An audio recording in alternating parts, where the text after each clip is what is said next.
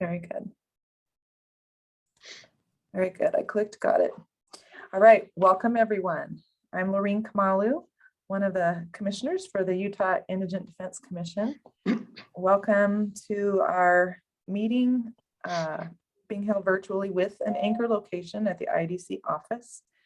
The date is September 23rd, and it's 2:06, and we're getting started at the tape with not quite a quorum, but there might be some others who join us among the commissioners. And let's see, maybe I'll just go through. I can see that we have some staff: Katrina Adair, Adam Troop, Wesley Howitt. Let's see, is Amanda Butler a staff member? No, she is not.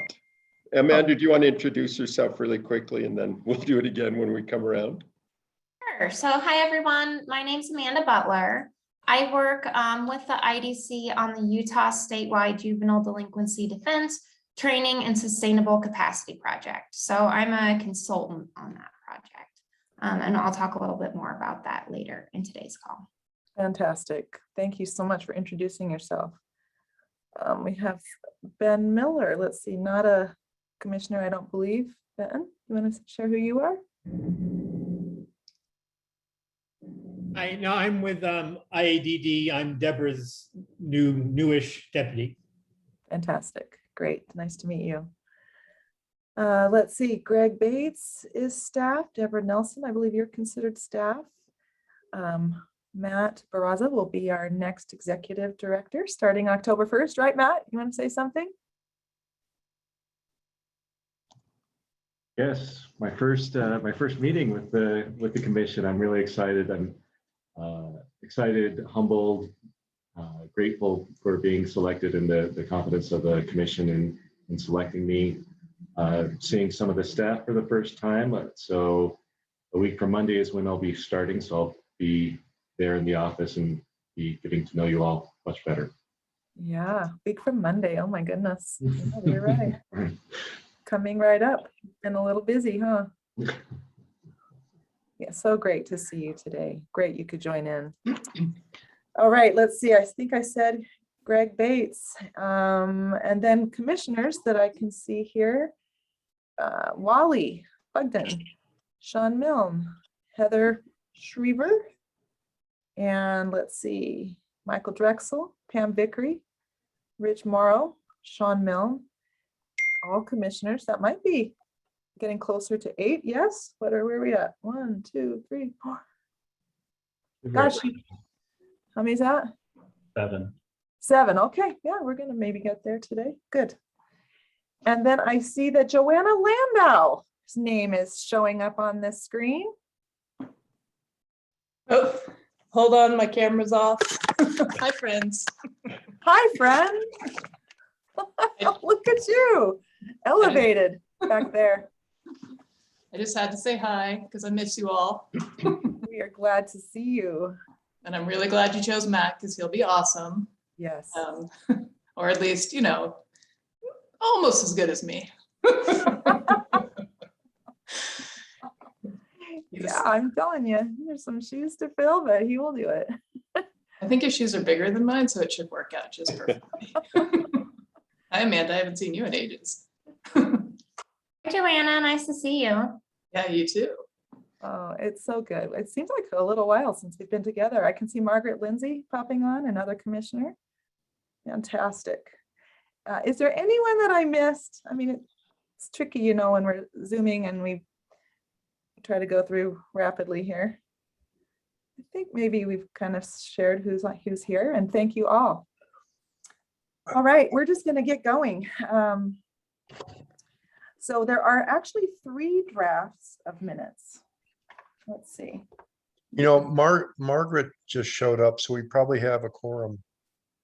Yeah, right. I think that's probably 8. Would that be correct, Katrina? Yes. You think we're there? Okay. Yep. Fantastic. So yeah, you're right. We needed the quorum to approve these. So let's do that. The drafts that have been shared with us. Let's see, the first one is dated Thursday, July 29th. Someone's had a chance to look those over and ready to move approval, please do so.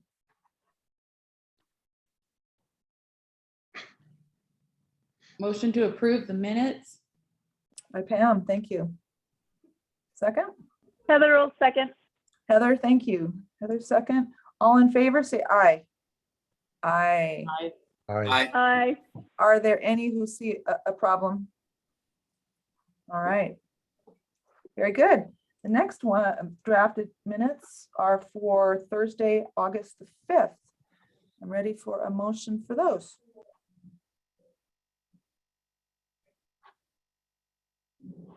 Margaret moves to approve the minutes. I'll Margaret, thank second. you. Second by Pam. Pam, thank you. All in favor, please say aye. Aye. Aye. Aye. Anyone? Aye. Is there anyone who sees a problem with those? All right, very good. And then the last draft minutes are dated Thursday, August the 26th. And there's one thing on those. I just want to make sure I don't get myself into something I'm not qualified to do. In the, let's see, in the agenda section, other business toward the end, the sentence says, Laureen said she would make arrangements to create a 5 and 10-year plan for IDC. I do remember saying something about thinking that was a very good idea, which was brought up in the group. However, I'm not sure at all how to go about making arrangements. I think Tom might have been the one maybe who knows better. If I can, Lorraine, Yes.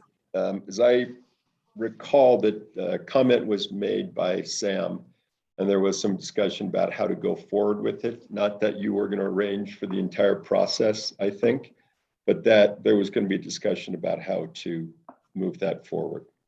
Does that sound accurate to people? That does sound good.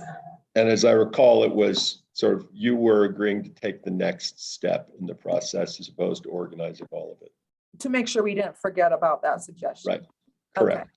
And so maybe just talking with our new executive director and maybe whatever Tom at the state knows about how the state goes about these sort of things. Well, yes, and that's why the next item is on the agenda about strategic planning, and the concept behind that. I think I touched base with you on this. It was the idea of how does the commission want to go about this in a broad sense, right? Okay. Are you looking for multi-day meetings? Or are you looking for a full day meeting? Do you want prep beforehand in a shorter meeting? Really, I just think the idea is following on what you just asked about, how does the commission want to go forward with this and developing a plan? All right, we'll have that discussion next. Thank you so much. So with that nuance, I guess, to the intent there, I guess, yeah, the sentence isn't wrong at all. Just making sure that I understood and remembered it correctly myself. So I'll take a motion for the minutes. Motion to approve those minutes. Heather. Heather, thank you. Second, Rich Morrow. Great, thanks, Rich. All right, all in favor, please say aye. Aye. Aye. Aye. And there is anyone opposed to the minutes? All right. Welcome to Commissioner Ryan Luce. Good to see you. Okay, the next item, then we'll discuss that a little better. Perhaps some of you have been involved in strategic planning sessions, but I think those are some of the questions Adam just brought up, that what do we envision? What is it we want? Sam was the one who mentioned it, but I think several people were agreeing, if not all of us that were in that meeting, thinking that that would be a really good idea. Anyone been involved or organized or have a kind of something to say about it, general way it's been, you've seen it done successfully? Madam Chair, I think that we have some notes from our last meeting that kind of, I think, get us going in the right direction. I mean, I think that what I would suggest that we think about a time and a place to meet, that we set aside at least a half a day on some level. But I do think we need to have an outline to try to think about, if not prioritizing before the meeting, at least having an outline of the types of things that we think we need to talk about and the types of direction that I think this organization wants to go into. I think that those meetings that we had relative to the hiring process were very helpful at identifying what we think the issues are and where we think we need to go. Hopefully we have notes of those in a way that we can all, that I think will really kind of drive the conversation that we're going to have relative to what we want to do and then how we want to do it. I think giving that to Matt and to Adam and to the staff to kind of distill that down and have that ready for us to sort of come in and maybe send out some things in advance, but then have a set period of time where we come together to really try to prioritize what we think we need to do, and then try to put some pen to paper for some strategic planning and identify what those priorities should be. That's helpful, Rich. So you envision perhaps like a half day when we're all together to go through with a structure that we've set up ahead of time, right? So that we have structure. The only one I have ever been involved in was years ago, and it was a governmental sort of thing. I think I can't remember exactly. It's been a little while, but I know there was a professional facilitator who did it. So I don't know whether we will need a professional facilitator. Can I make a comment on that? Actually, certainly we can do that. We're open to that as staff, obviously, but I do think Rich's point is good. There are a number of things that commissioners have already laid out as ideas and approaches. We've got a lot we are specifically already working on and required to do based on statutes. And we as staff have developed and initiated an internal or staff-focused strategic planning process. Before we decide whether you want something that professional, I guess it might be useful if we as staff got together and talked about what we have, as Rich said, digested some of what was out there and maybe touch base with a few commissioners to see what we can put together and what we could propose. And then from that point, see whether you want to do a really formal process. My sense from what I heard from the meeting and also some of the discussions for the hiring process is may very well be more of a matter of prioritizing all of those things that are going on rather than, developing a facilitated process or strategic plan. I don't know if you all agree, but it seems to me we certainly have to prioritize. We've talked about that some. Maybe a good thought to just go forward with that simpler process first. That sounds really good to me. Does anyone have anything else to say about it? Okay. So Adam, what sort of time frame do you think that you have that would kind of get us?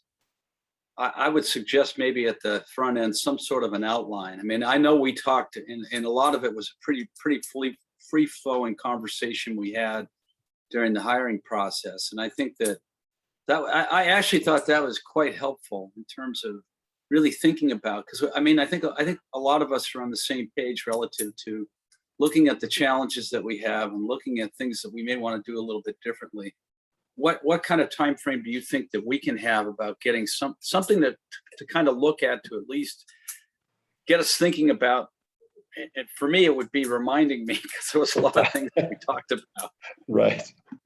I will say this, but with deference to Matt, who's going to have plenty to do when he gets there on the 4th. I think as staff, we could put something together during the month of October, certainly, and bring that back, maybe not to the October meeting, which we'll talk about later, but certainly by November, because it'd be good if we went into the legislative session and started the new year with a really good focus on what we're trying to do. So if Matt will give the okay and recognize that we could push that date a little bit, I think we shoot for an aim for an October, end of October, to give something back to the commissioners to think about.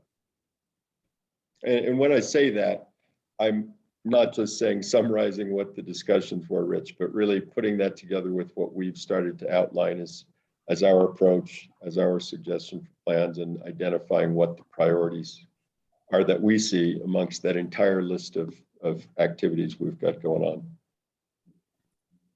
Adam, I think it would be helpful for me to kind of get a 30,000 foot view of where systems are and districts are around the state currently. And kind of what, especially as it relates to regionalization and anything, these systems that are being built, multi-county systems, et cetera. So that's a very good point. Maybe we push the date, push for something a little sooner if we wanted to look at, as Margaret said, that 30,000-foot explanation of what's going on and where we are, and put some of that in the October meeting. So not a lot of detail, not anything that really requires planning or decisions by the commission, but just focused on what's going on and what we're seeing as far as just the status of those things we're trying to work through and those priorities. I think That that would be helpful useful. for me too. Yeah, that's a great suggestion, Margaret. Okay. Any other thought that a commissioner has regarding this session and having staff start to put that together? Okay. If we're looking for a half day before the end of the year, let's start looking for it sooner rather than later. Yeah, I was just gonna say schedules, especially I'm not the only one who's gonna be pretty involved with budgets, in the next while. So yeah, we might even need to, for a half day, put out several options and see when we can get the most people there. Yeah, that would be great. We'll work on that. Do we imagine it in person? I do. I think it might be better in person, especially for that length of time. I'd be happy to have company. So I think it's useful, but again, we have to defer to people's health, right? But I think, Commissioner, that's a really good idea. The back and forth discussion is certainly a lot easier. Yeah. And it was amazing to be together just for the recruiting process, which was my only time I've ever been with everybody. So it was really wonderful to be in person with this group. Is that enough direction, Adam? I think so. I see I guess all of us on this call. So between all of us, we can certainly remember what we've said and get started on some ideas, get started on that work. Yeah, it's true. I see so many staff here today. That's great. Okay, good. Well, that's checking off number 3. So Adam, why don't you go ahead with item number 4, the Weber County Oversight Board appointment. Sure.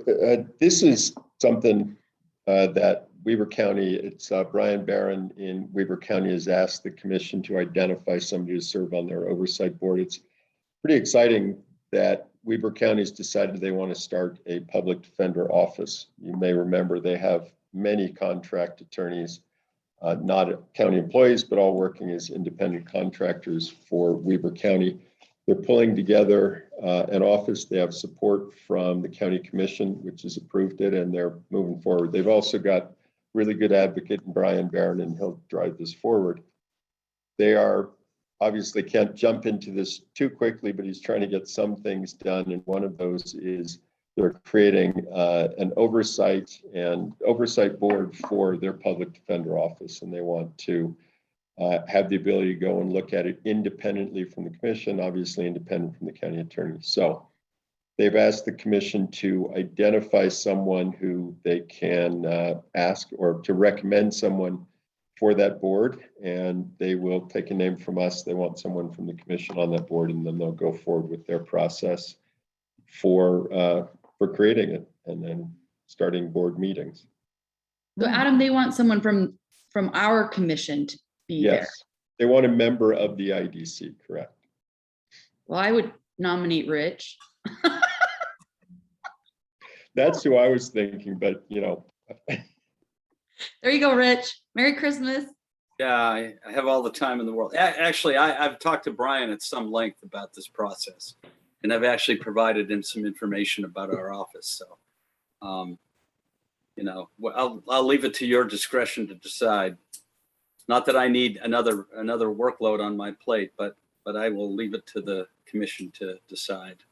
Well, second and I the don't know what nomination. Margaret's position is, but is if you needed help as they were going on the juvenile end and stuff, I would be obviously willing to step in and help however you needed my help, Rich, to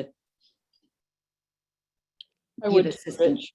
So I think you're the right person to So- lead out. I'm hearing a few people saying Rich. I'll second. Okay. Well, very good. Do we need an actual vote on this, or do we just kind of, is it voting by acclamation or just, whatever? No, Since Well, it wasn't on the I guess I should agenda. clarify, Rich, are you gonna be willing to speak to me after this? We'll see, Pam. See how burdensome it is, right? yeah, I mean, I'm curious. Usually before I say yes to something, I ask what's really involved, what's the time commitment? Which you might want to find that out, what it's. Well, that's a good question. I mean, look, I have to say, I was pretty impressed with the things that Brian was doing. I mean, he went to the Weber County Commission, and I think in the past, I don't think that they've seen this endeavor as something worthwhile, and he's convinced them that it is worthwhile. And I think he's put a lot of work into the process, and I think he's an honest player that is really trying to do the right thing. And I don't know ultimately what that will look like. I mean, it will always be governed by what you can get as a budget and how you can create a management team and things like that. But I do think that they're really making an effort to try to make this work as a full-time public defender office, and I applaud that. I think it's a heavy lift. It's a lot of work to do, and so I'm actually encouraged by the effort that they're making in Weber County. That's wonderful. Yeah, that sounds really good too. Even though Rich didn't volunteer, I mean, you're the perfect fit. I mean, it makes the most sense if it's not too burdensome for you to be on their committee. Mhm. When you have the experience, you have the overall picture. And then when you decide it's too much work, I think Pam should take over. Since we're Yes. volunteering people, Pam can be your replacement. Right. Good job, True Wally. Way owners. to get his back. That's perfect. Yeah, that worked out well. So is that an appointment by acclamation, or would you like to take an actual vote? Ryan, what were you saying about that? Since it wasn't on the agenda for a vote, it's probably better just to do it by acclamation. Okay. Or amend the agenda to have a vote. Kind of seems silly though.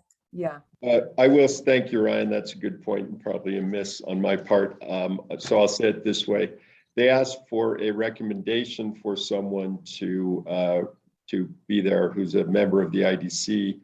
They will decide who to put on their oversight board when they create it. that sounds really great. And thanks to those who are willing to help other jurisdictions. That's really great.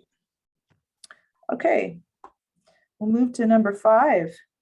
Looks like Greg Bates is going to help us discuss the fiscal year 22 grant issues, Beaver County and Parowan.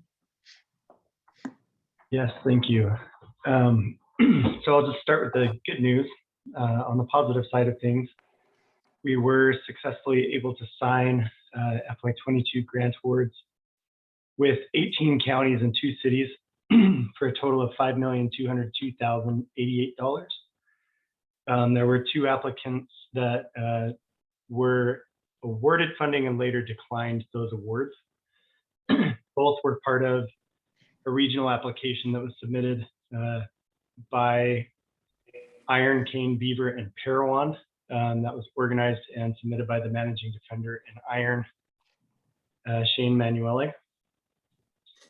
So both Beaver and Parowan expressed that they were not interested in that regionalization project after some additional follow-up when they did not return their signed grant award agreements. The application that was approved included funding for the regional managing defender position, an administrative assistant to serve the regionalized project, some mileage funding for attorneys to travel to the rural areas of the project, and then a shared parental defender contract that was obligated on the Kane and Beaver grant awards. So we're working with Shane to potentially reallocate some of that funding across the regional project. But that is where we stand with those two applicants.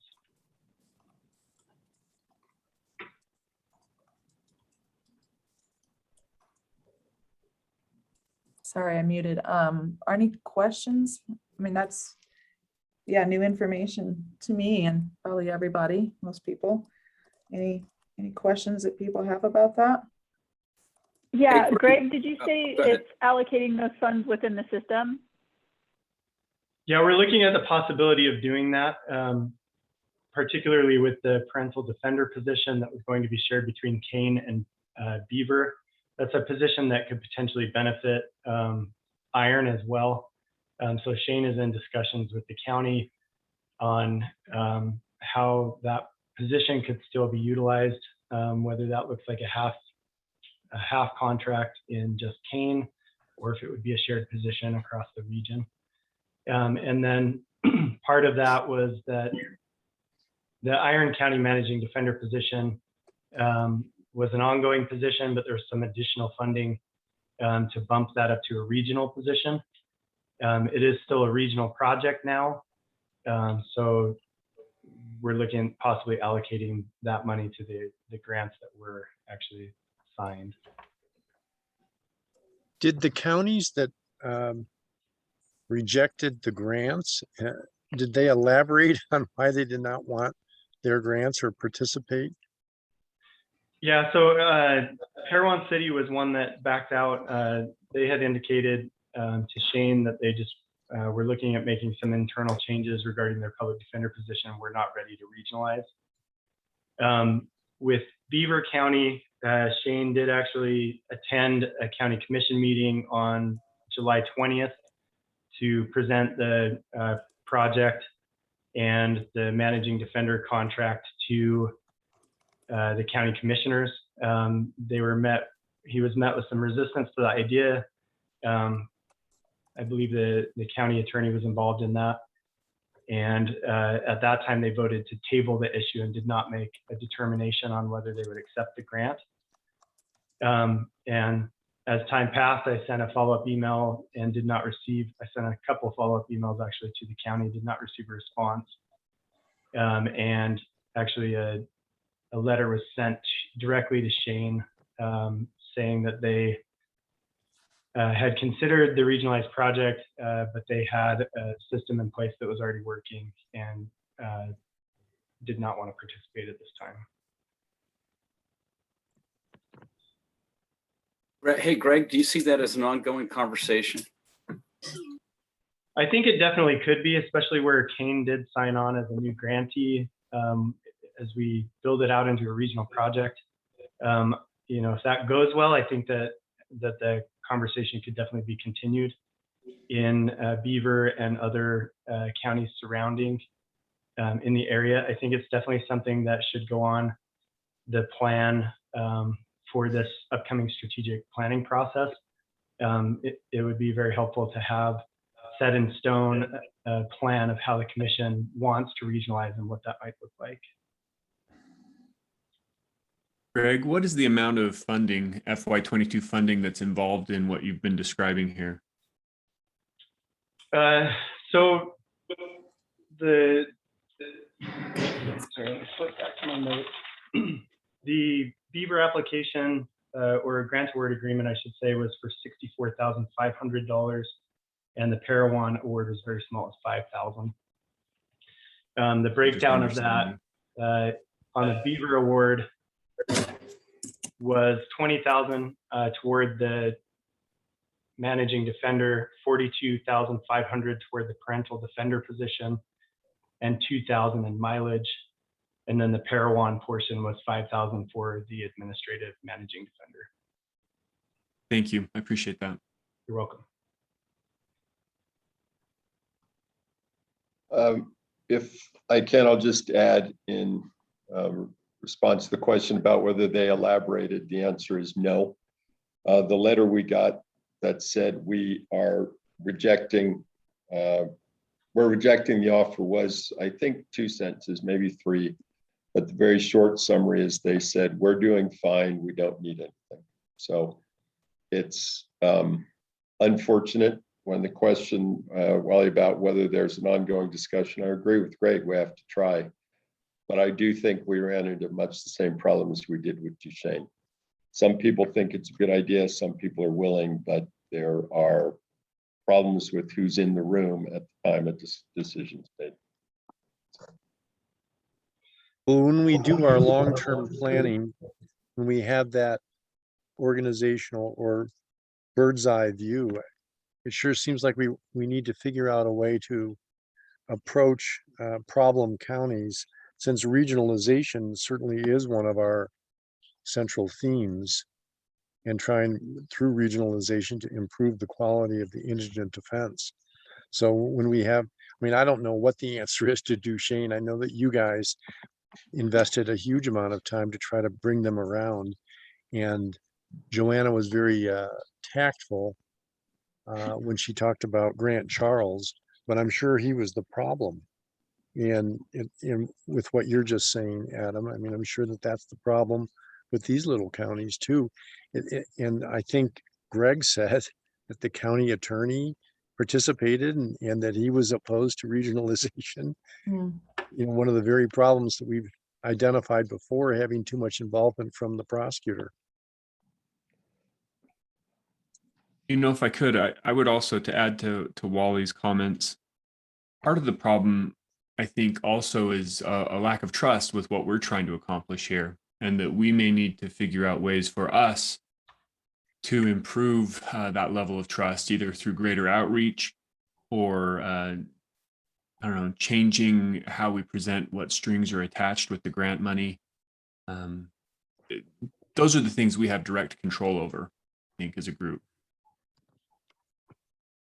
I absolutely believe that's correct, Michael. The fact is that we have a lot of willing participants, and more come on every year, but there's going to be that group that, for a number of different reasons, simply say, no, we don't want to join, and we've got to find ways to either encourage or push that. So it's a good point. How do we build that into our plans for what we do in the coming year plus, coming 5 years, I guess? Yeah, great comments from everyone. Anyone else have a question about that or a thought? I know, let's see, trying to remember. I know that I know one of those Beaver County commissioners quite well, the female.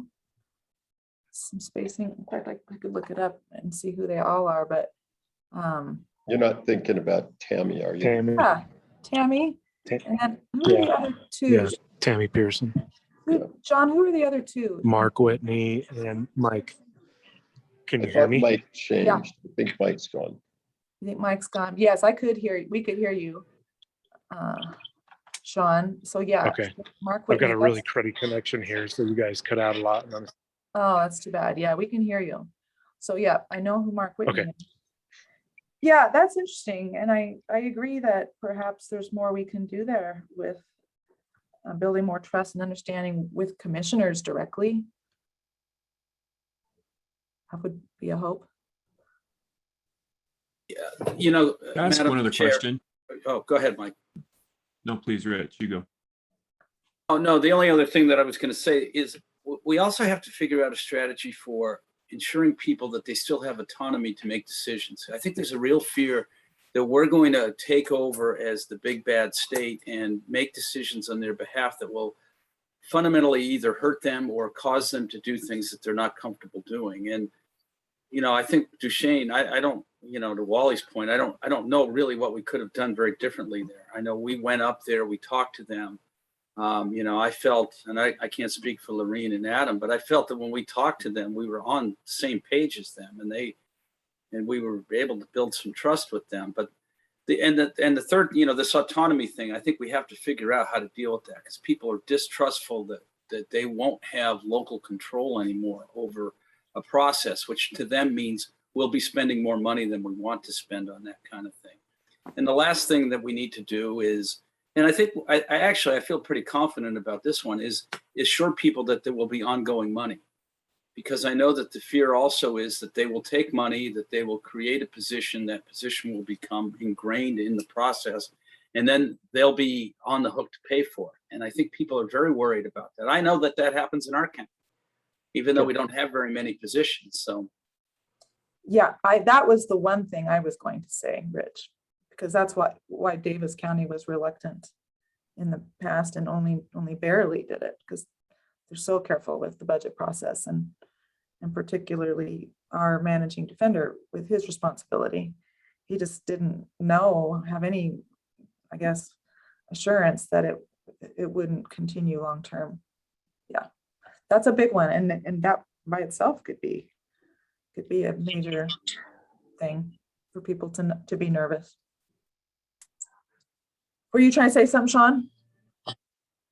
Yeah, I was going to echo the same thing you did. I think my impression from our peer group is that it's more about the state's going to come in with some funding, expect you to live up to their measuring stick, and slowly wean off their funding while still maintaining the, not my wording, not really anybody specifically, but the rigidity of the expectations. I actually think it's less of what Rich started off with, because, and correct me if you think I'm wrong, Laureen, but I think most county commissioners actually just don't understand it enough to have a strong opinion one way or another as to what indigent defense really is.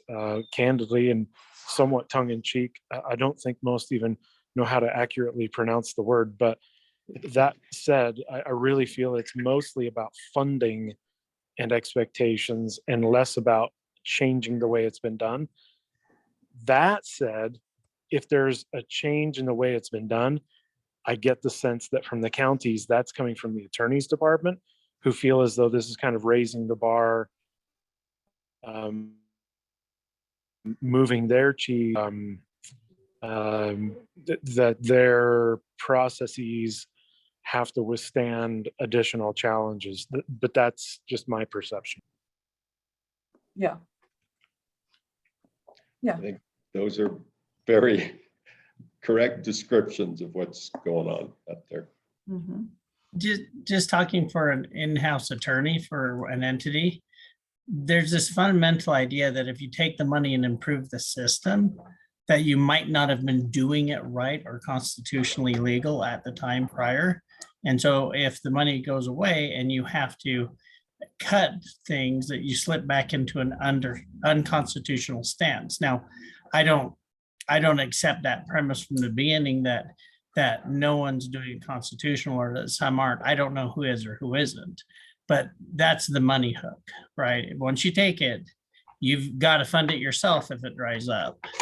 And I think everybody understands that, but it's a different feel when you're on the side of it that you're now obligated from then on. Yeah, thank you. Let's see, Joanna, you've got your hand raised. Am I allowed to even talk anymore in these meetings? I don't see a problem.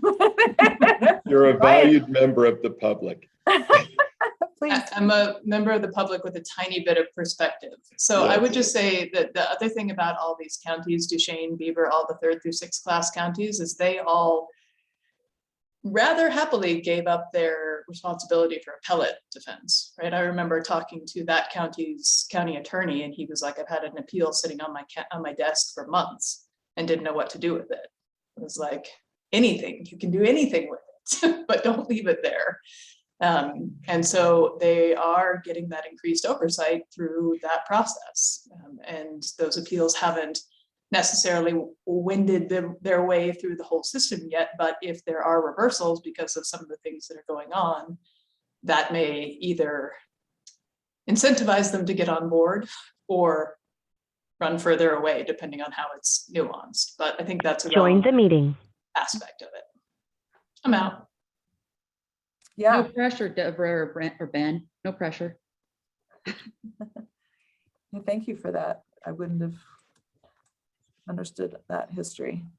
Let's see, Mike Drexel, did you have your hand up too? Or did you put it back? I did. I was just going to ask on these specific funds, at what point do we lose our ability to do something meaningful with that money somewhere else in the state? In other words, staff, do you have a plan on when you're going to bring this back around for us if we're not able to resolve it in those areas and see what we can do with the money elsewhere? I'm not certain the specifics. Are you asking just about this money that was going to go to Beaver and Parowan, or you're asking? Yeah, I'm talking about kind of the 70,000 that Greg described. Yeah. Right. So as I hope I'm consistent with what Greg and I talked about, our intent would be to redistribute that money within that same system of Iron and Cane. If we don't get a response from Iron County, which is the challenge, that says, yes, we want this and we'll take it on, then we will bring it back in the next meeting. I think at this point we can move it without having the commission need to take any more action. But if they don't take action in Iron County and Kane, then we'll have to come back and say, what else do you want to do with this money? Certainly, I guess, so my answer is yes. My answer is yes, and before we get too much farther into the fiscal year. Yeah, that's a good question. Thank you. Any other question or comment on this? This is a good update. Good discussion too, trying to better understand all the counties. I guess I'll just add lastly that for sure, Duchesne commissioners felt like it was very difficult to understand and to discern who was giving them the most important and accurate and helpful information. And so in the end, it does seem like their own person had a bigger influence, even though we had such a great experience with them. But I do believe there's probably hope for the future, and we'll see how that all continues to go for them. Yeah. Oh, and not all three commissioners felt equally strongly. So the ones who did not, who were on the fence, could go either way, were influenced perhaps even by one who had pretty strong feelings, and that came out after the fact as well. And honestly, for a reason that it was more economics driven than anything, I will say. At least that's what was expressed to me. Interesting thing, interesting point. So helpful to know that, I think, because it helps. I just think it helps. It's not necessarily a reflection that the IDC ever did anything that they, that we shouldn't have done, right? It was, I think, in a good place. There were other things at play. That's what I will say. Okay, well, if there's not anything else there, thank you, Greg. And we'll hear what you guys come up with probably at the next meeting or soon. And so number 6 is also Adam sharing IDC fiscal year 23 new appropriations request. So thank you, Greg. If you can just pull up numbers so we have them in front of us, exact amounts on our request. I don't know that we need them, but wanted to give overview on this. So this is our time to submit a request for additional funding, new programs and additional funding to the Governor's Office of Planning and Budget. And so we've got to submit a very lengthy report that answers some detailed questions on what it is that we are asking for in terms of new project funding or expansion of current funding. It's not a justification for our base budget. And so I just wanted to let the commission know we submit that first to CCJJ, and then that goes to the governor. So we don't have any certainty yet on what we're getting, obviously. But I wanted to give you just a quick update. What we are asking for in this report that we're submitting is moving any one-time money into ongoing funding.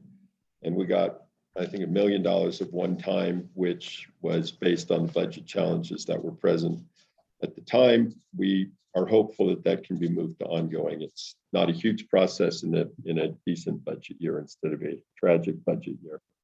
So that will be one request. The other is for additional funding to go generally to our grant program. And Greg, you can, don't remember the exact number, but really what we were shooting for was to at least equal the amount of requests for grant funding that we received last year. That doesn't mean we'd fund all of those fully, but clearly there's interest in additional funding coming from counties.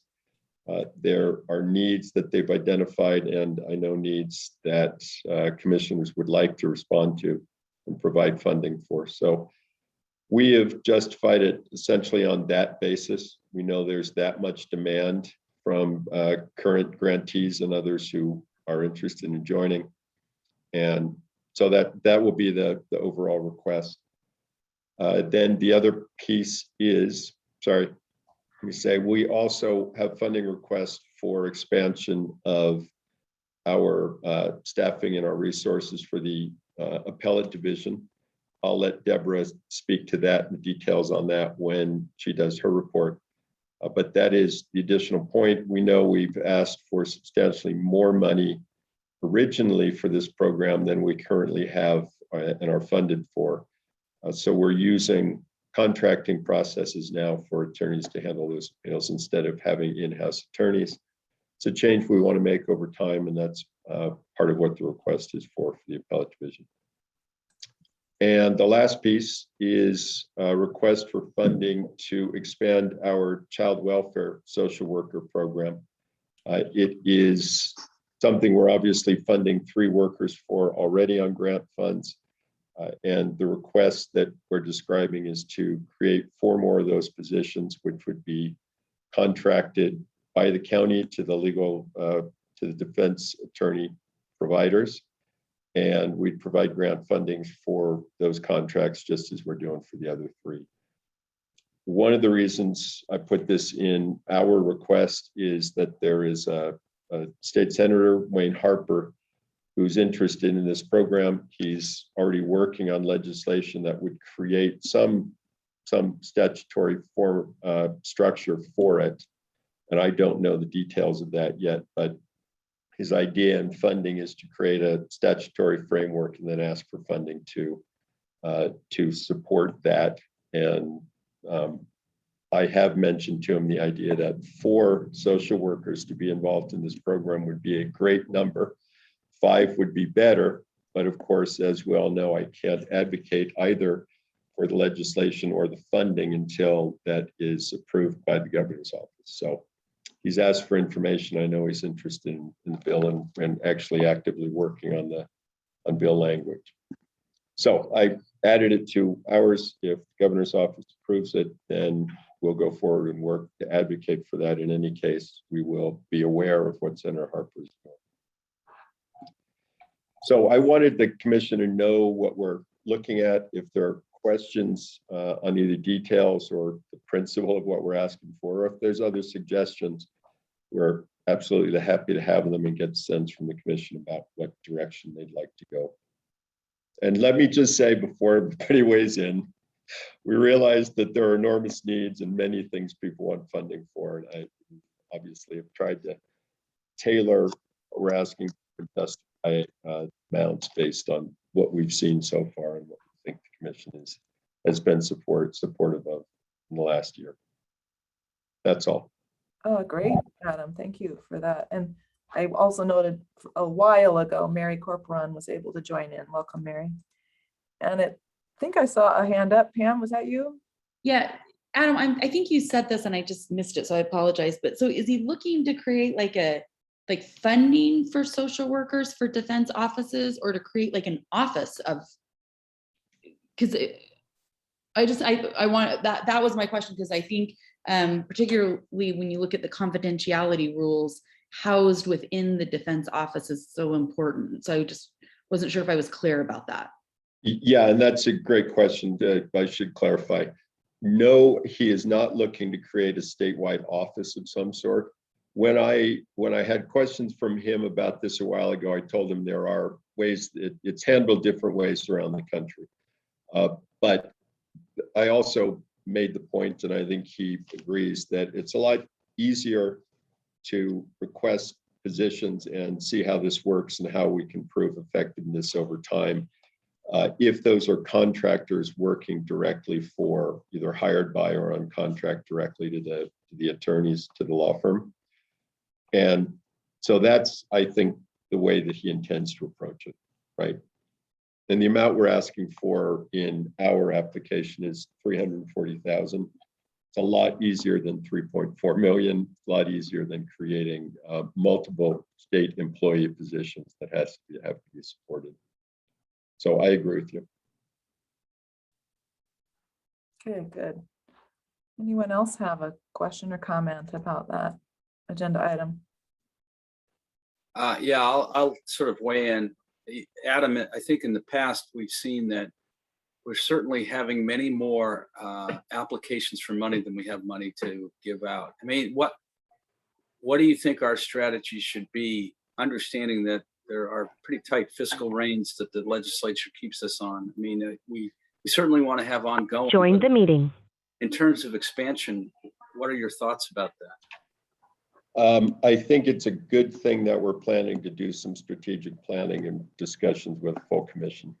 And I that's not meant to be glib. I think that's absolutely what we have to do, right? And we know there's been discussion not to wade into a swamp, but there's been discussions about what we do for the larger population counties and how we handle those needs, right? It's discussion about how we demonstrate that we're actually having an impact on the system, and simple things like what attorneys are paid to do this work. That may not be something we want to get into deep, but we're doing research and we're showing that there's pretty poor payment for people around the state. So we've got to take a look at that. I do believe there's more elasticity in funding that we can take advantage of, but we better have good reasons for it and demonstrate the real need and the real impact as we get closer and closer to that, whatever that ceiling is. So I think it's a great question, and I think that's exactly what we need to do, decide how we go forward and what we do. I hate to say it too, but at some point we're going to have to decide if we take money back because systems are really not improving or really not doing what they said they do. It's another part of the planning that may create more available funds, but also plenty of other problems. Okay. Anyone else? Okay. Does that give you some feedback that you needed? Adam, you good? Yep, it's good for us, I think. All right. But number 7 is just kind of quick. I have noticed I didn't used to have any conflicts with regularly scheduled meetings with IDC. And some meetings I chair, and some meetings I just they're just important obligations, I guess, that I've made for the county. There is one that I've been excused before, and it looks like there's more coming up that are going to conflict with the Wasatch Front Regional Council Board. So I checked because it didn't used to be, and I think maybe what happened is that they meet only 5 times a year, and the last Thursday of the month, or the fourth Thursday of the month. And since we have met more frequently as an IDC, now it seems to be hitting some of those 5. And so I guess I'm just seeing whether, I know we weren't always meeting on the 4th Thursday during this recruiting process. We hit some other Thursdays and it still seemed to get pretty much the same turnout. Do commissioners have some flexibility if it's not on a 4th Thursday? If we take a look, the dates we have for the remaining part of the year, October 28th is, let's see, that's a 4th Thursday. And then November 18th is a 3rd Thursday, but that's because the 4th is Thanksgiving. And similarly in December, the fourth Thursday is close to Christmas, and so the date proposed is the 16th. And I don't know, I think maybe only the October one is a conflict with the Wasatch Front Regional Council Board for me. I guess just putting it out there, I have no problem with having a chair pro tem. You all have done that super well. On the other hand, I do, hate to miss. So any Thursdays, how flexible are you with the Thursday pattern? If it hits a different Thursday, not just the 4th or the 3rd, just maybe where there's a conflict, is there any flexibility to move to the one closest? I'm feeling quite flexible about it, but I have a conflict on October 28th. So I won't be at that one. Yeah, if that matters. Okay. This is very specifically about that October 28th one. I was going to bring up in the last item anyways, whether we could move that forward in the month anyhow. So if there's an earlier date that works for you guys, just because there are a bunch of items which I can list out, but that's going to be a very packed meeting in terms of agenda items. And there are some things that we need to discuss on before Thanksgiving. And so the most time we can give ourselves just seems like a great idea. So if that date already doesn't work for you, sounds like a happy coincidence to move it and to be able to move it earlier in the month. If that works. Yeah, Adam had mentioned something similar, maybe because of your input, Leslie. Yeah, I'm looking at the 21st, which would be just that prior week, which is the 3rd Thursday. I mean, it's great for me. If that's a solution for folks, anyone see that the 2 to 4 slot on the 21st would not work for them? It turns out that October is apparently a real mess for me. My preference would be to move it a week later, but I shouldn't be driving the train on this. So I can't do it either the 21st or the 28th. Oh, okay. I have trials actually starting in October, so. Oh my goodness, how inconvenient to have trials. Exactly. Amazing that trials are coming back. Wow, how about that? Okay, well, that's good to know, Mary. Anyone else have as long as I guess we can have a quorum, perhaps the 21st would be a good, let's see, Ryan cannot do the 21st, so there's another one who cannot. Could I, well, I don't, Yeah, go ahead. maybe this is going fine, but I was just going to suggest we could, as staff, just poll all of the commissioners and find out how many could participate on the 21st. And if we get less than half, I would think maybe we keep it on the 28th and see what that does. But that sounds like I like those polls. Yeah, I know. Rich Morrow says he's pretty flexible with advance notice. Margaret as well. And Sean's looking good for 21st. So yeah, go ahead and do that, Adam, with your staff and put it out there. And as long as we can get a quorum, some option that's good for you, hopefully we can get the most. We'll see what we can learn. Thank you. That's great. Okay, good. Okay. Also, I think I have all the dates for the 2022 from Wasatch Front Regional Council. And again, there's only 5, so I'll share those, and then it sounds like most people are kind of flexible as long as they know in advance. That's good. Thank you, everybody. All right, number 8. Looks like Deborah Nelson will talk about the IADD report. And first of all, tell us what the acronym means, Deborah. It is the Indigent Appellate Defense Division. Yes, it is. Under IDC. We have been extremely busy and we're excited about the coming year. I have my staff in place now. You met Ben Miller, who is the Deputy Chief Appellate Officer or Attorney. I can't remember what we settled on for his title. And Wendy Brown as a staff attorney. Over the last year before the staff was in place, we were contracting with appellate attorneys from the roster, have approximately 100 appeals that we were doing from the 3rd through 6th class counties. And since my staff has been in place, we have 20 cases that we are keeping in-house and that they are working on. And we anticipate that we will continue to progress at that pace. And that is the reason for our budget request for additional attorneys, so that we can handle the incoming appeals in-house. We are traveling to see our clients throughout the state, and we are getting our first appeal, I've been notified, from Paiute County, which I had originally been told that not to expect any from there.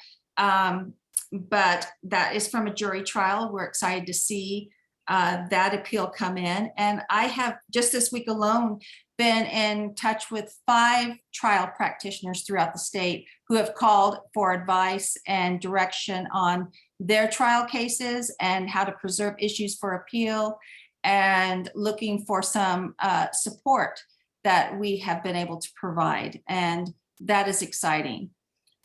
We have a Bar Journal article introducing our office and our staff coming out. We're submitting, I should say, and it'll be coming out within, I imagine, the next 3 to 6 months, talking about what we do and what we hope to accomplish. In addition, we have a spot where we will be presenting at the Judicial Conference next week. And what we hope to accomplish with that is let the judges in the rural counties know that we exist, what we do, and offer to come out and speak with them and help, how we can help support them, and let them know what we can do to help facilitate that appellate process that with the cases that they handle. Also, we have applied, I should say, for a grant that would allow us to do the case weight for appellate cases. And this is something the statute requires of the division. And so we have been in talks with the U, and we're hopeful for that grant funding to come through so that we can work with LDA and different appellate groups to set a baseline of what we anticipate the number of cases each practitioner should be able to handle and still be effective, and then use that as a measure for the rural counties. And so we'll wait to see if we get that grant, and if not, how we will pay for such a study that is at least required at this point to be done. Additionally, we are finalizing our core principles and our handbook, and just so many other things that I could go on, but we are just busy every single day and getting busier. As I sat here right now, we just got a notice of appointment for another appeal.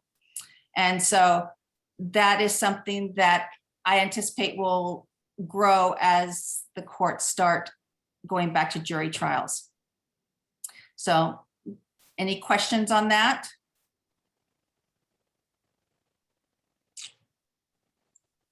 Okay. That's a great update and a wonderful outreach. Good for you to go and actually travel and go visit those judges in rural counties. I think that's powerful when our group has opportunities to do that, even proactively, right? Set up those meetings.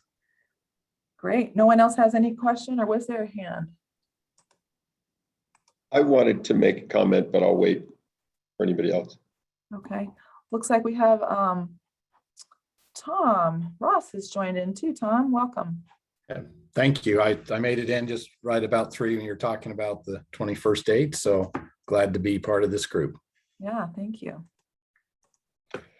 Let's see if no one else, Adam, go ahead. Thanks. So Deborah, do you want to give more detail on what the request is for funding and how many people you need? When I was given that general one, I didn't give all the detail on what you're asking for and how much the ask is. Yes, I'm sorry about the barking dog. My son just came home from school. Yes, so we have asked for the 500,000, that was a one-time appropriation, to be an ongoing amount. And that is because that we are using that for the 100 appellate cases that we have now that are with contract attorneys. And that is needed not only for their contracts, but the additional expenses of investigators. Most of the cases that we get will involve a 23B brief, which requires, it's about ineffective assistance of counsel, and requires another investigation into what that trial counsel did. And it requires separate briefing. So there's a lot of added expenses there. And then we're asking for another 500,000 to fund 2 additional appellate attorneys to handle what we anticipate the cases will be, and we want to keep those in-house. If we have 20 now, from August to September, we anticipate we'll go over 100 appeals for the coming year, and we will need, those appellate attorneys in place to handle that. And we anticipate the case weight study will show that appellate attorneys shouldn't handle more than 15 to 20 appeals a year. So it's a need it's great. And we think it will be more efficient to handle them in office where we can have direct supervision, use our resources, and brainstorm and all of those benefits that come from in-staff work. Deborah, what's the process by which the IDC Appellate Division receives the appointment? We have it streamlined. This is something that I'm really proud about. There was a lot of confusion in the beginning, but we have worked with the appellate courts directly so that Lisa Collins with the Court of Appeals automatically will appoint us when they receive a notice of appeal, so that even the trial court doesn't have to do anything formal. It just, once the notice is filed, then it comes directly to our office through the Court of Appeals. Yeah, that's great. And I also want to put in that we have also are taking on oversight of juvenile delinquency cases by contracting with Pam's firm, so that we can have juvenile delinquency cases in 3rd through 6th class counties, that they have that effective representation through her attorneys and by contracting with IAD. But I'm sure I think she's on the agenda to talk about a little bit about that too. So yeah. They're extremely talented, those appellate attorneys, and have already produced amazing training guides for trial attorneys and thoughts for appeal. So it's great that the word is spreading so that people know that they can turn to your team for help, huh? Yes, it's been just phenomenal, the response that we've gotten and the interest from judges throughout the state who want us to come and talk to them and their staff and about the appellate process. There's a need out there and it's growing, and we're glad that we're able to be there to offer support and assurances to these different rural counties, and support for the trial attorneys also. And we have plans for a training, planning training, all-day trainings for appellate attorneys and filling those needs where we see them. So. Fantastic. Thank you. I see Senator Weiler's been able to join in too. Hello. Welcome. Welcome. Thanks. And I just wanted to remind everyone, I don't know if you talked about it, but we are statutorily required to report to the Legislative Judiciary Interim Committee once a year, and we haven't done that yet this year. I see Adam nodding his head. Yep. I was honestly, I was thinking about that this morning, and I think, Senator, we should coordinate a little bit on whether we want to do that in October or November, because November is our last. Yeah, month. what I'd recommend is we put together a short written report and then send that and offer to,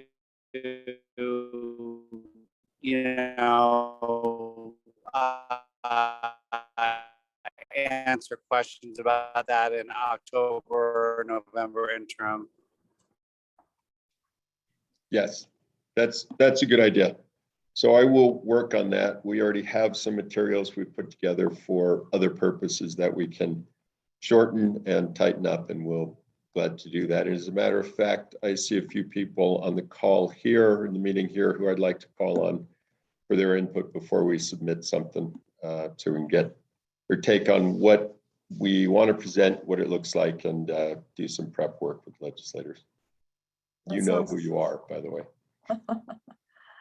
Yeah, that sounds really good. And Senator Weiler, maybe I'd love for you to take the lead too. If Representative Ferry can't be part of this group anymore, I think we're supposed to brainstorm who might be another really great representative to. Yeah, in fact, let me talk to House leadership about that. And I'll try to report back next month. That sounds great. Very good. Yeah, he hasn't been able to join in for a while, so maybe the sooner we can have somebody else that might be good for the group. And especially if they want to be part of the strategic planning session, I'm sure we'd love to have them. Good. Okay, thank you. And thank you so much, Deborah. That's a lot of great news. Good job. Good work, Deborah. It's not an easy task. Thank you. Yeah. All right, number 9, almost to the end of our agenda, but Pam Bickery is helping us to learn about the IDC Juvenile Delinquency Training Program. Wow, want to hear about this. Well, so just to follow up with what Deborah said, our office has been working with IAD, and it's been Deborah and Ben have been really great, and Adam, and I really appreciate that. Basically, what we've done is there hasn't been a delinquency appeal in the counties for the 3rd through 6th class, and I don't even know, probably 20 years or something like that. So really what we've been doing is kind of creating research tips and topics that have been going out on a listserv to juvenile defenders that practice in those particular areas to kind of make sure people are aware about issues dealing with Miranda or what types of things would be relevant for suppression and things like that, in hopes of garnering really good preservation by defense attorneys so that eventually there will be appeals that are happening in those counties. And so that's what we've been doing right now. My hope is that eventually that the IDC will have money to actually fund a full-time person to do that. IAD will have money to do that rather than right now it's a contract that's done on an hourly basis. So we're hoping that it'll expand no appeals have come in or anything like that right now. What we've been doing, like I said, is you're kind of building and laying the framework and the groundwork, particularly in juvenile court. There's not any case law. So it's been putting out a lot of information on the listserv for people to make sure that they're addressing juvenile specific case law issues so that if an appeal does become necessary, that we've preserved those issues rather than having an appeal come in that isn't going to address juvenile specific issues. So that's been really exciting. And as Deborah said, the appellate attorneys in our office have been working really closely with IAD, and they've done a really great job on that stuff. But I think the actual training program also that we want to talk about is the one that Amanda Butler is here for.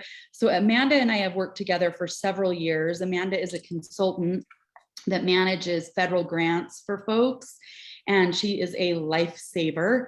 I first started working with her. I'm on the national I'm one of the directors or co-directors of the Southwest Juvenile Defender Center for the National Juvenile Defender Center. And we had a grant for 5 different states where we were coordinating training, and we developed a model of training. And then several years ago, we applied for a grant for here in Utah to bring training specific to juvenile defense attorneys here. And Amanda has been our coordinator for that. She organizes all of our meetings. She does all of our federal grant reporting and all sorts of things like that. And so she's just spectacular. And I really think that this will be helpful because there will be additional funding that will come out of this administration again for juvenile defense and expanding juvenile defense grant stuff. And so I think that this type of stuff is really important for us to be watching for, because there will be something that I think will come out in the next, Amanda, you'll probably know better than me, but it's usually announced in January. So I'll turn it over to Amanda. Thank you so much, Pam, and thank you to the commission for giving me a little bit of time on your meeting today to go through this project. So I'm going to screen share. I've got a presentation. I'll try to get through it fairly quickly. I know it's the end of the day and everybody's blood sugar is probably dropping. I would love to throw out candy if we were in person, but that is not the case. Okay, let's see here. Can everybody see my screen? Yes. Great. Okay. So I'm going to talk about the Utah Statewide Juvenile Delinquency Defense Training and Sustainable Capacity Project. It's a mouthful, but essentially it's a 3-year grant that we got through the Office of Juvenile Justice and Delinquency Prevention that started in October of 2019, and it runs through September of next year. As Pam mentioned, I'm a consultant on this project. I am a grants and projects consultant. So I've got 3 of these big grants all under the same funding category across the country that I manage. So I've got this one here in Utah. I also manage a project out of California that's in its final year of funding. And then a project out of Wisconsin that just started. So they're about to enter their 2nd year of funding. And technically my job title on this project is program manager. So a little bit about OJJDP. The Office of Juvenile Justice and Delinquency Prevention is authorized through the Juvenile Justice Delinquency Prevention Act. It's one of, I think, 6 different program offices nestled under the larger Department of Justice kind of umbrella. I've got their vision and mission statement up here on the screen. But essentially, they're just the funding entity that we received the grant through. There's a link at the bottom of this slide if anybody's interested in learning more about OJJDP. They fund not only defense grants like ours, they also fund prosecution, they fund tribal courts, they fund reentry programs, all kinds of like prevention and mental health services. They've got a whole bunch of funding that's available.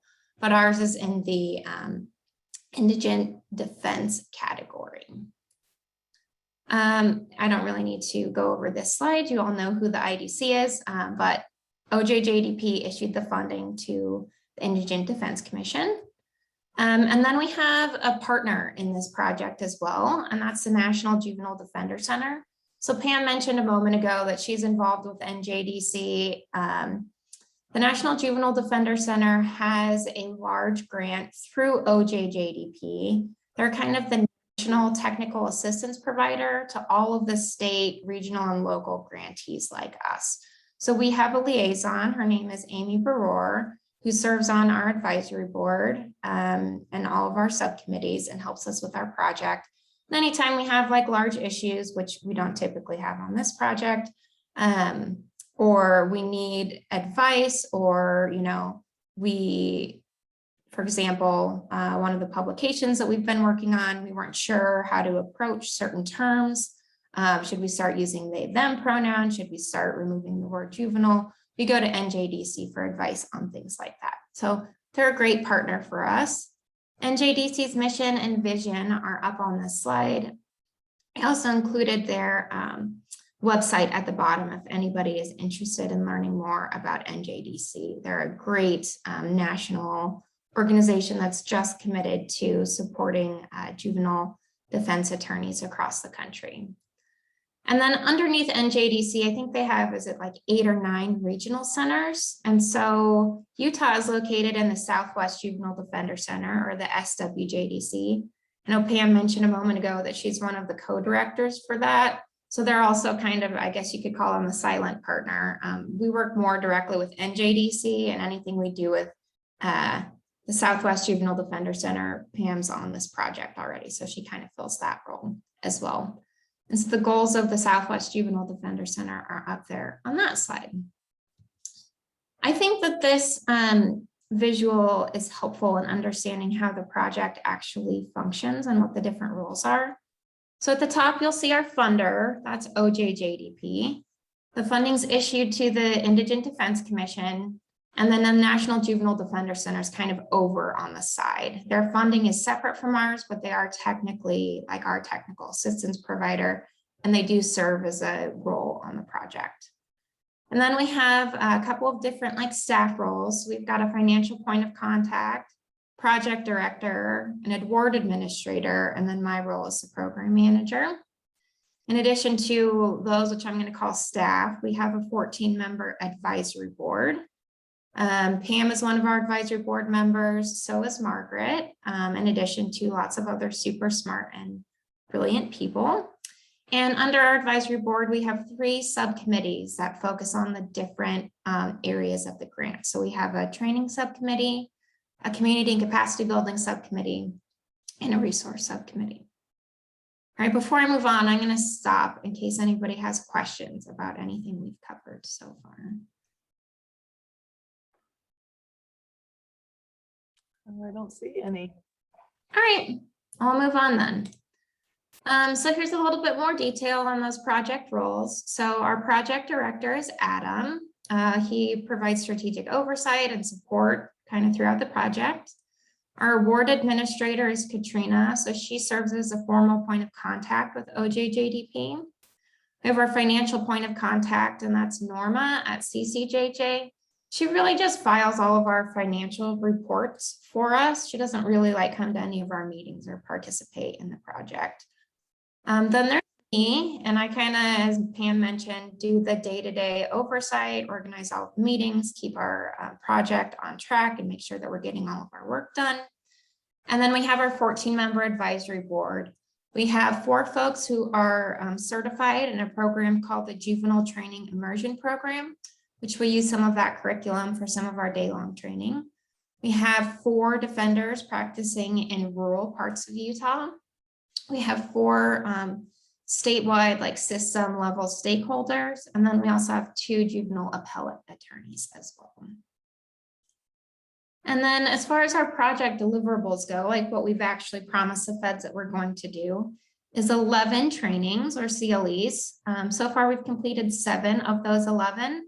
The structure of that is 1 per quarter minus the first quarter, 2 per grant year, a day long, and then 2 per grant year are webinar. So just like an hour and a half web base. Unfortunately, when our project got started, when we had scheduled our first day long training was for April of 2020. So we were all set to have that training in person. And with COVID hitting, we ended up having to transition online, and we haven't actually had any in-person training yet. My fingers are crossed that we will be able to have in-person training before the project buttons up next year. We also have 4 practice toolkits.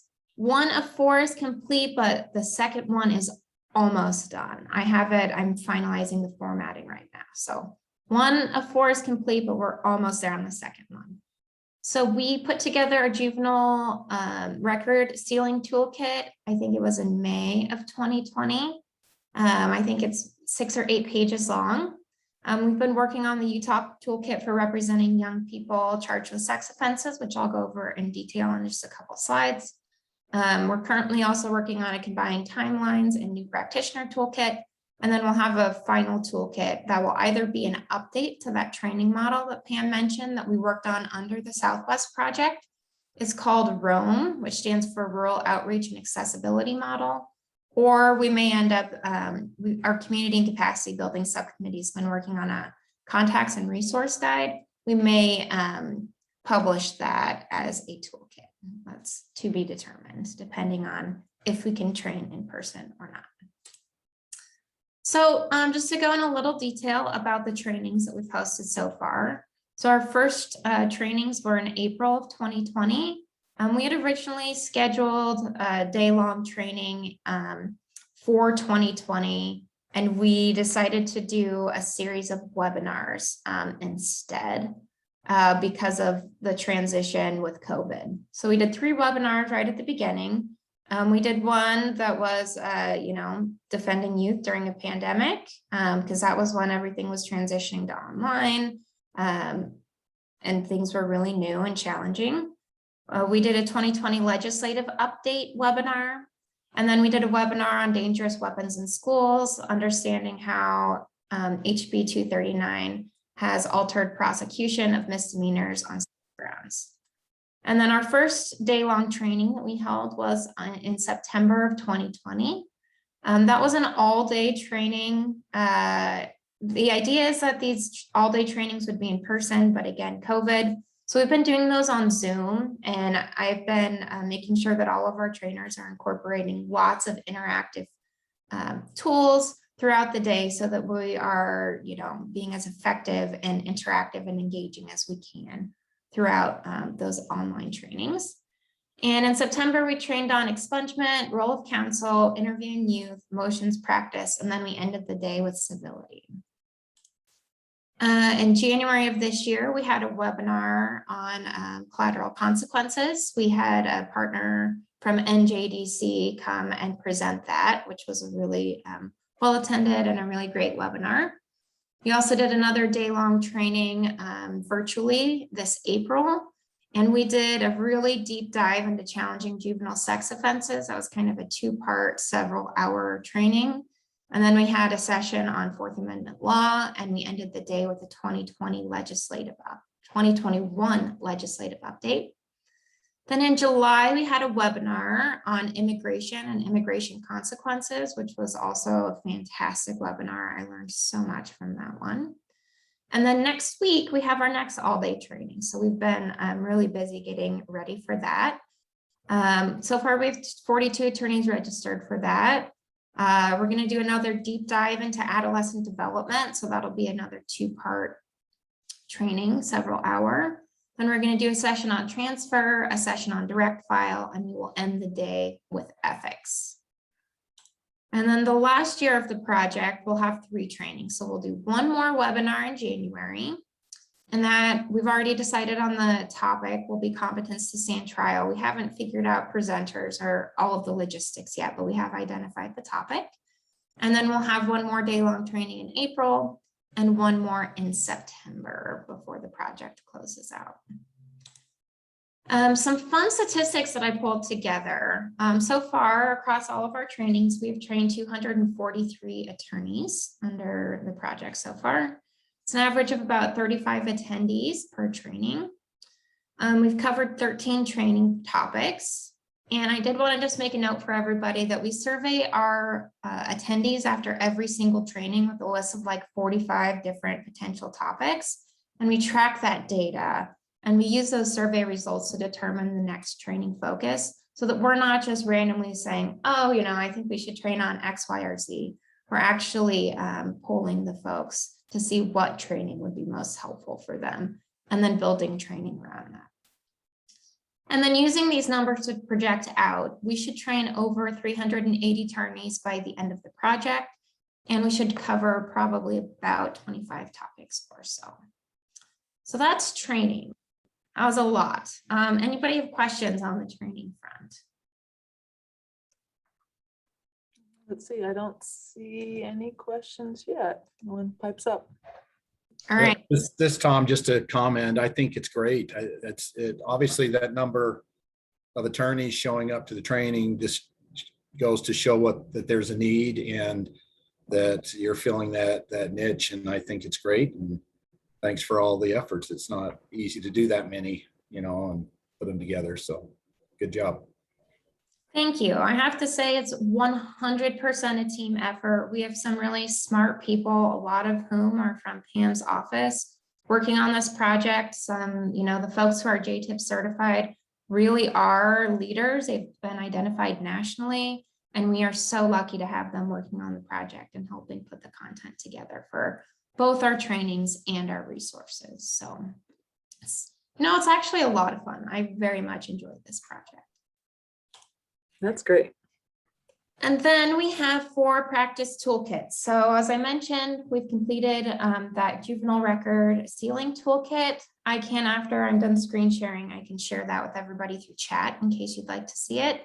That's great. I think it's been really helpful. And then our latest push has been the Utah toolkit for representing young people charged with sex offenses. That's much lengthier. It'll probably be roughly about 100 pages, 7 chapters, which on the slide up there, you can see kind of what each chapter covers. It really goes into detail, kind of each stage of the case, lots of practice tips. It's going to be a really useful resource. The drafting has been completed, the editing has been completed, and the formatting for the first 3 chapters has been completed. So formatting's on me. I just need to get through the rest of those chapters and get it submitted, and we will release this publication. Pam, do you have anything to add on the sex offense toolkit? Because I know that you've been heavily involved along with most of the folks in your office on drafting and producing this one. No, just to say it was a beast, and thanks to Margaret too for, I'm sure Margaret can tell you, it was a beast. We might have bit off a little more than we could chew on that one, but it's going to be a great product, but it was a lot. It was. I'm excited to check it off the list.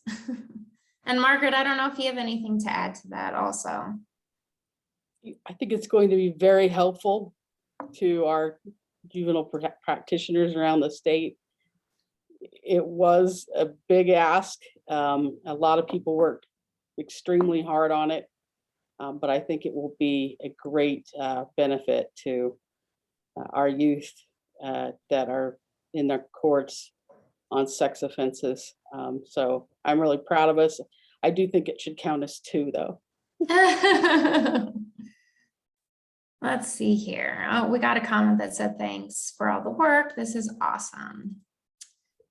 And then we have started working on the combined timelines and new practitioner toolkit. That'll be shorter. It's going to be kind of in 2 parts. The first part is going to be like a larger system map.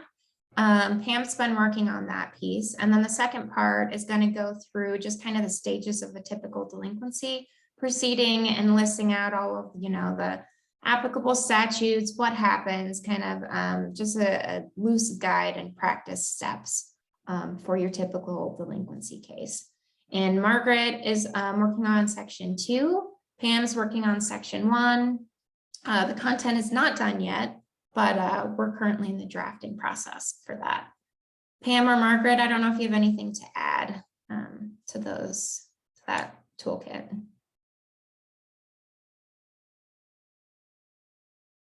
All right, and then our final toolkit will either be an update to that rural outreach and accessibility model for training, which we developed. That was a training model we developed under the Southwest project that we were hoping to utilize under this project.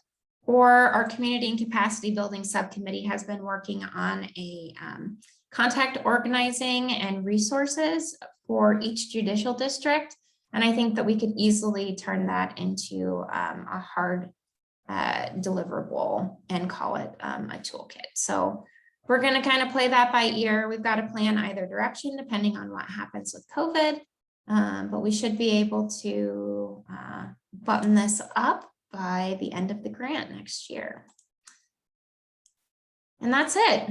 I just chime in. Oh, sorry, Amanda. Go ahead. Yeah. Well, just a couple things. I think, Tom, to your point, like the number of people that we've been able to get involved. In the past, we've partnered with UACDL and done like 1 training per year, sometimes 2 trainings per year that were all-day juvenile law seminars. And quite frankly, we were lucky if we got 15 to 20 people to come. So to be able to say that we've had the number of people that have come and participated has been really significant and huge. And Adam and Joanna, who's now not there, but at the time, and Katrina have all just been so helpful in supporting this project. And I think it's really good for us to look at, like, I mean, all the success that the IDC has had with putting out CLE trainings on like those Friday brown lunch things. No, you're not dead, Joanna. I think one thing is to think about how we continue to maintain this, because to have the juvenile stuff set so that it's like Amanda's described, we've had the 2 all-day ones per year, and then the 2 webinar ones that are shorter twice per year has been just kind of the consistency of it. I think particularly for the contract attorneys is helpful. And then the other thing I was just going to say is, Rich, it might be good for us to reach out to you and kind of get a list of who the attorneys are in your office that are doing the transfer cases. Because, for example, the one that's happening next week is all transfer related and also related to representing kids in the adult system with direct files and board of pardons type theories and stuff like that. So if you're interested in us sending it to the transfer attorneys in your office, we could do that. It's a great idea, Pam. Great. Anyone else?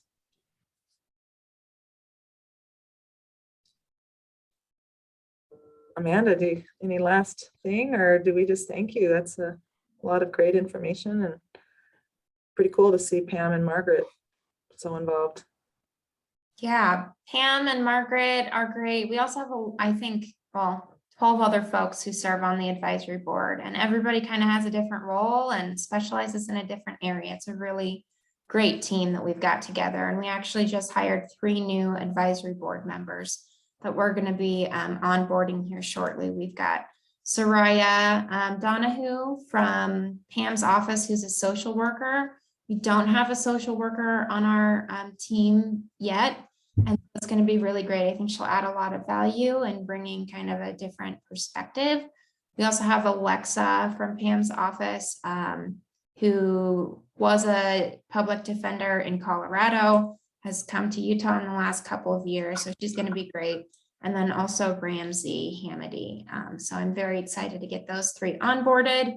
The reason we had 3 advisory board members that were absent is because 2 went on to be judges, got judgeships, and then 1 went to the Attorney General's office. So we have a knack for attracting really great people to this project and then them leaving to go do bigger and better things. But no, we're doing good. It's been a lot of fun and I'm grateful to be here. So that's great. Are you located in Utah, Amanda? No, so I used to live in Denver. That's when I was worked on the Southwest project. I worked at the Colorado Juvenile Defender Center. And then when that project closed down, my husband and I wanted to relocate because we wanted to be able to buy a house, which I don't know if anybody knows about the Denver housing market, but it's insane. So I live in Kansas City. I don't have any contracts here in Missouri. All my contracts are in other places, but I'm an independent consultant and I get to work with some really amazing people across the country. So yeah, that's fantastic. We have an independent consultant helping our county who lives in Oregon. That's why I asked. I know you can have a broad reach with where you help. That's nice. And yeah, I would imagine Kansas would be a better place to find a house than Utah right now as well. Yes. Just quickly, if I could add this too, and Pam put something in the chat box about it. If anyone ever needs a consultant in this area to manage a grant, no matter how complex, I suggest you call Amanda immediately. It's astounding how easy it is to do this work when it's already all done and handed to me in a good package that all I have to do is say, "You're right, Amanda, that's a perfect plan." She manages all of it really well, and I'm not just flattering, I'm quite serious, Tom. Yeah, that's great. Yeah, other comments for you, Amanda. Pam says you're amazing. Rich says thanks for your good work. This is awesome. Look, it does look really great. Thank you for all that. Thank you all. Okay, Sean had to drop off and there could have been others. He just had a bad connection to kind of off and on the whole meeting. But we've done a lot. That was a lot. Great job, staff, putting together the agenda and helping us to get all updated. The last item is any other business. I don't know if anyone has something to share with the group. Hey, Lorraine, this is Tom, and maybe you guys talked about it at the beginning when I wasn't attending, but just for Adam, is everything on track pretty much for Matt? I know he's on the list as well for him coming in and getting started next week, or we're on track. Yeah, yes. Yeah, and thank you. That's a good reminder. I'm going to check with IT to make certain we're as far along as we can. So I think we're good. It should be no problem at all. And he and I are going to meet next week on Tuesday to make sure if there's anything else he needs me to take care of during the end of that week, I can do that. But I think we're all good. Well, I'm looking forward to it. I'm excited. And if Matt's still part of this, welcome aboard, and it'll be nice seeing you in our meetings going forward. Yeah, he is there. He still has a smile. That's a good sign. He looks still quite peaceful and strong and informed. So I'm glad about that. Hang on to that as long as you can. Yeah, no, there's a discussion that there's big shoes for him to fill, but his shoe size is bigger than Joanna's, which is probably good. Yeah, we thanked him and recognized him in the beginning, and good turnout for this meeting. Anyone else?